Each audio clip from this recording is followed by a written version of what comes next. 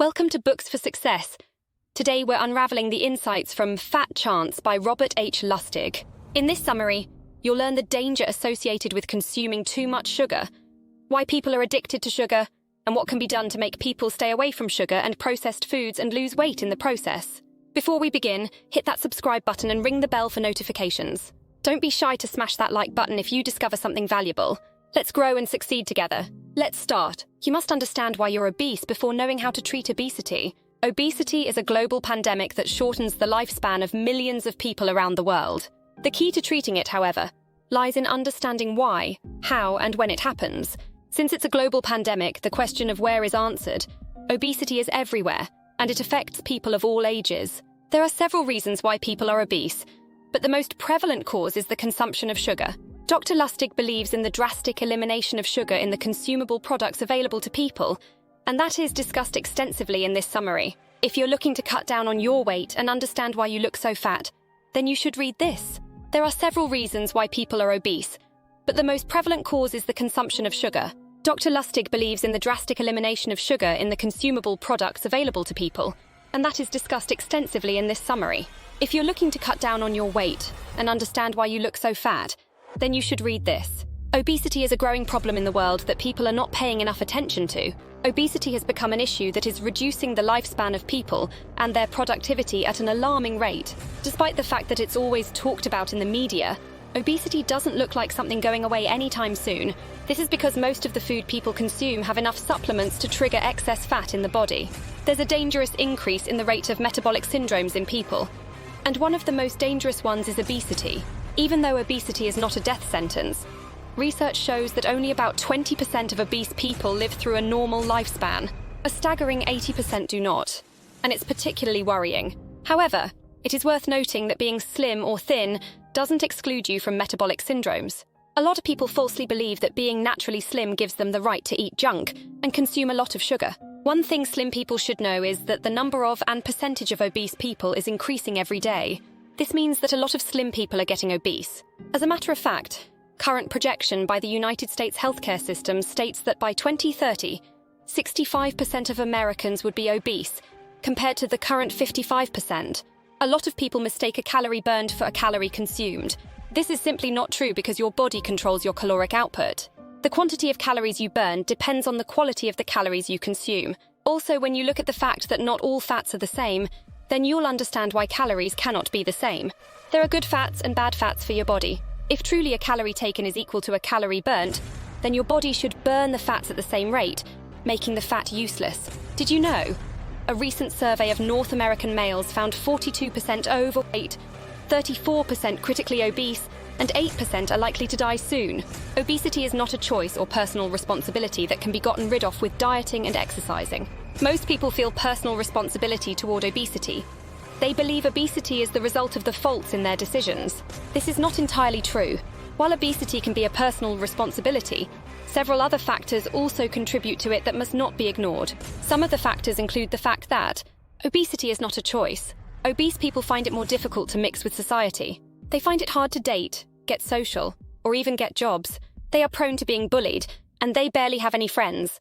This means that there's little to zero advantage of being obese. So why would anyone consciously choose to be obese, knowing it barely has any advantage?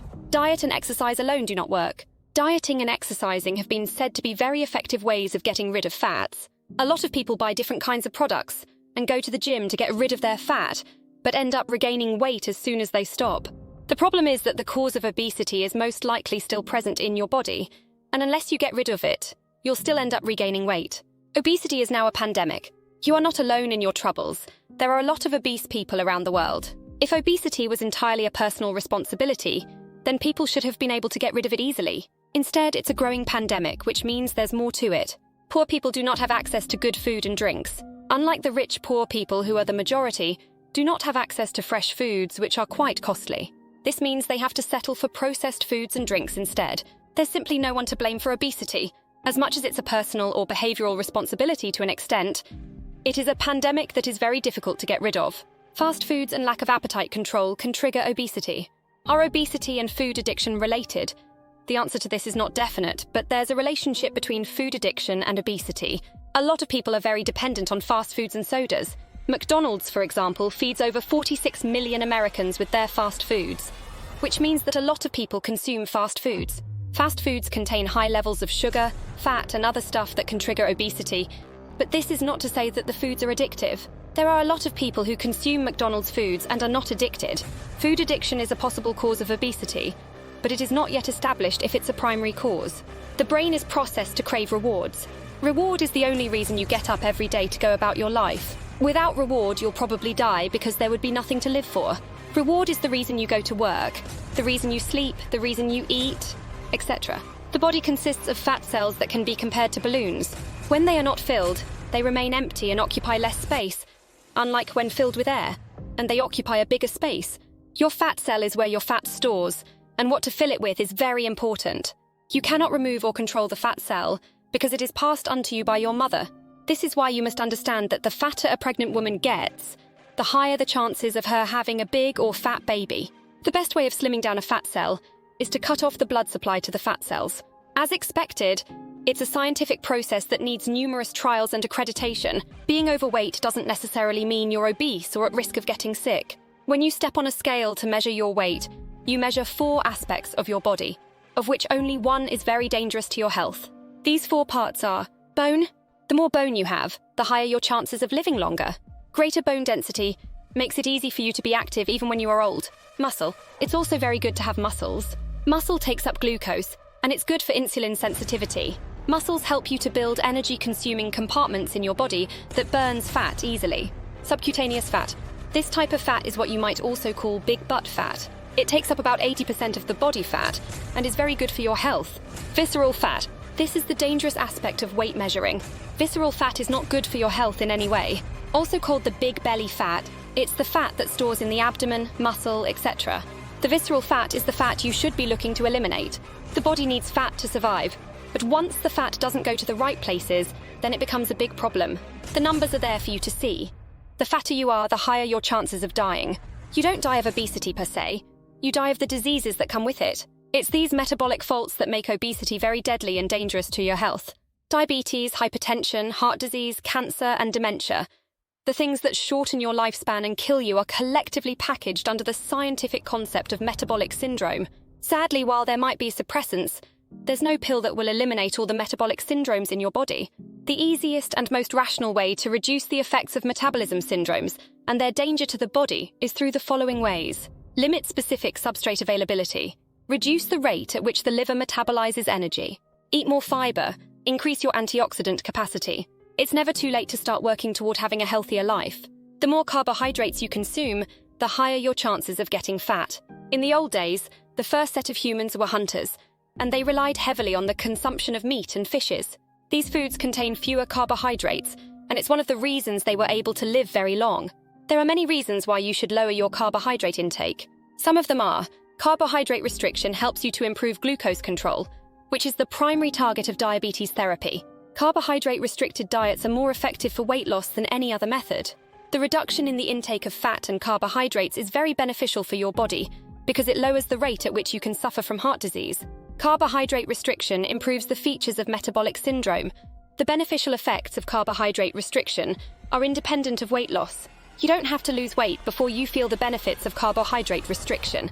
Fructose is also another enabler of obesity. It is one of the most consumed elements of sugar because it is present in almost every soda and juice across the world. The consumption of fructose is not limited to any age group, and that's what makes it very alarming. You need to lower your fructose intake to the barest minimum. Fructose triggers diabetes and it causes your insulin to misbehave in your body. Sugar is the most significant enabler of obesity in the body, and that is why you need to avoid it as much as possible. Fiber, on the other hand, is one aspect of obesity reduction that people are not paying enough attention to. The consumption of fiber speeds up bowel movement because dietary fiber cannot be converted to energy by the body, so it moves straight to the bowels. This is good in a way because the presence of fiber makes it difficult for visceral fats to accumulate in the body. Unfortunately, most of the food you consume barely contains fiber. Fiber tames your insulin when you reduce your intake of glucose, fructose, and fatty acids by improving your metabolism to make sure that fat doesn't accumulate in your body. Exercises help you with weight loss because it gives you the motivation to adopt a healthy diet. Doing exercise doesn't cause weight loss, and there's no scientific data to prove otherwise. Exercise is very good for the body. but it cannot cause weight loss on its own. Exercise makes you fitter and healthier, and it helps you to build muscles instead. If you want to use exercise as a method for achieving weight loss, then you are very wrong. Exercise improves your health, while dieting is about your weight. You must understand that behavior and environment are big determinants in weight loss. When people change their environment most times, they are alienated from their normal, usual life, which makes it difficult for them to gain weight. If you exercise daily for 3 hours, the chances are high that you won't eat anything during those 3 hours. Also, when you are done exercising, you will probably take natural fruits, water, or low-carb foods. These additional actions are the things that trigger the weight loss, not the exercise. Exercise is the best partner for fiber, and together they serve as the best antidote to obesity. It's better to be fat and fit than to be thin and sick. Regulate the amount of exercise you do so as not to overdo it. Exercise is not an ideal way of getting over depression because you might get addicted to it. People undervalue the importance of vitamin D, which is very effective against chronic metabolic problems. Milk contains a lot of vitamin D, but the production and sale of soda drinks has drastically reduced the consumption of milk. The truth is that people do not consume enough vitamin D. There's a growing concern of the possibility that several products used on babies and kids can cause obesity. These products, called Obesogens, are common in girls. A lot of kids are subjected to Obesogens, and because these products are very common, it becomes very worrying. The food industry is making a conscious effort to make you believe that the consumption of fructose is not harmful to your health. According to the food industry, sugar is essential to the growth of the body and must be encouraged. To them, sugar adds sweetness. Sugar aids browning of foods. Sugar adds texture. Sugar prevents spoilage. The food industry is refusing to take any blame because they believe that whatever you consume is as a result of your decision. This argument is further strengthened by the fact that the components of a consumable product are available on the product. They also argue that they create products based on the demands of the people. The food industry will never bow to pressure because the sales of these products are what keeps their business going. To a large extent, they are right. You must control what you consume because the food industry won't stop for you. Some people suffer from genetic defects, which makes them unable to control how much they eat. If you're suffering from this kind of problem, you need to change your food environment. You can control your food environment through the following methods. Don't go to the grocery store hungry. Get a list of the things you need before going to the store and stick to it. Avoid reading labels on foods. Eat real food and avoid processed foods. Avoid sugar as much as possible. Eat safe carbs. You must cultivate the habit of overlooking unhealthy foods, no matter how easy it is to access them. Cook real food yourself and add the required amount of spice or seasoning that won't trigger obesity in you. Obesity is not a behavior. It's a health condition caused by many things that can be regulated. Obesity will continue to exist forever, but what must be paid attention to is the alarming rate at which it is rising. The percentage must be reduced at all costs so that people's health won't fail them early in life. There are a lot of drugs being developed to combat obesity. Still, the politics involved will make it very difficult for it to happen anytime soon. The pharmaceutical companies always want you to come back, which means that if they develop a drug that works to tackle obesity at once, you won't come back. To keep the money rolling in, the pharmaceutical industry will make sure you come back to buy the same drugs or a supplement for another drug. When people realize that they've been doing it wrong the whole time, there's a high chance that they'll adjust accordingly and make the necessary corrections. The fate of the general populace concerning food consumption is heavily reliant on the actions of the Food and Drug Administration, FDA. The FDA has the legal right and power to test foods, evaluate them, and decide if it's good for consumption or not. Sadly, the FDA is sitting idly while the food industry continues to cut the lives of people short with their products. With the help of public health, people will be able to understand the danger associated with what they consume and openly revolt and reject the excesses of the food industry. As much as the people are to blame for their actions, the government too should not be absolved of blame. They are unwilling to help in the fight against obesity because they also generate a lot of money from the food industry. The call for global sugar reduction should be amplified by all the government agencies in the world. The better people eat, the healthier they become. Good health boosts productivity and facilitates a longer life. Getting people to be more aware of what they consume might look like an impossible task, but it is achievable. As long as you believe and understand the dangers of obesity, then you're one less person on the path of destruction. Conclusion: the things you consume and the effect of your immediate environment on you tell a lot about how fat you can get. There's a growing rate of obesity across the world, and it's advisable to join in the cause to fight it. Tackling obesity is not as easy as it seems, because of determining factors like addiction to sugar and the fact most of the food people consume have high levels of fats and cholesterol. Getting rid of these addictions requires absolute determination and patience. Sugar consumption is a big enabler of obesity, and it must be regulated sooner than later. Alongside this is the consumption of processed foods and the risks associated with it. A lot of people are at risk of living a very short life due to the things they consume. What's more worrying is that these processed foods with a high level of sugar are easy to access and cheap to buy. The government must make conscious efforts to sensitize the public about the dangers of obesity, and they must also take action to prevent a further rise in the cases of obesity. The alarming rate by which people are getting obese calls for maximum attention. Getting rid of obesity is a collective effort of the people and the government. The healthier and fitter people are, the more productive they become, and the higher their chances of living long. Try this. Eat natural fruits. Avoid soda and junk food. Eat fewer carbohydrates. Sensitize people about the dangers of obesity. Exercise every day to stay fit. Thank you for joining us on this enlightening journey. If you've enjoyed our summary, consider picking up the full book for a more in-depth exploration. Before you go, hit that like button, subscribe if you haven't yet, and share this video with someone who could benefit from these insights. Until next time, keep reading, keep learning, and keep growing. Thanks for watching.